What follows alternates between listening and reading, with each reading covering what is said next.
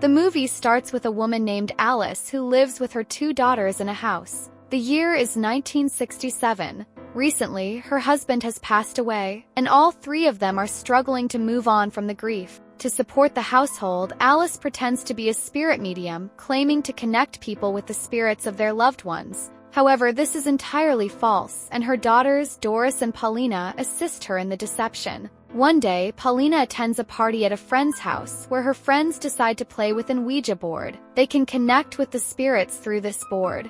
According to the game's rules, it must never be played alone, never be used in a graveyard, and must always be ended by saying goodbye.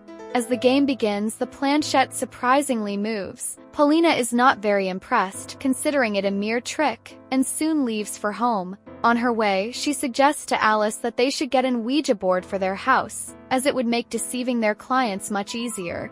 Alice agrees and brings one home the next morning. After placing the board in the house, Alice leaves to pick up Doris from school. Meanwhile, Doris is being bullied at school, but she keeps it to herself. Upon returning home, Alice decides to test the Ouija board, ignoring the game's rules. She plays it alone and notices the planchette moving. She starts asking questions to any spirit present, but instead of receiving answers through the board, Doris upstairs becomes possessed and starts responding to Alice's questions. When Alice asks the spirit's name, Doris, under possession, replies Marcus. This means that the entity possessing Doris is named Marcus. Shortly after, as Alice stops playing the game, Doris also returns to normal. However, Alice unknowingly breaks one of the game's essential rules. She does not say goodbye before ending the session. Later, Doris approaches the Ouija board herself. She believes it can connect people with the spirits of their loved ones and attempts to contact her deceased father, Roger.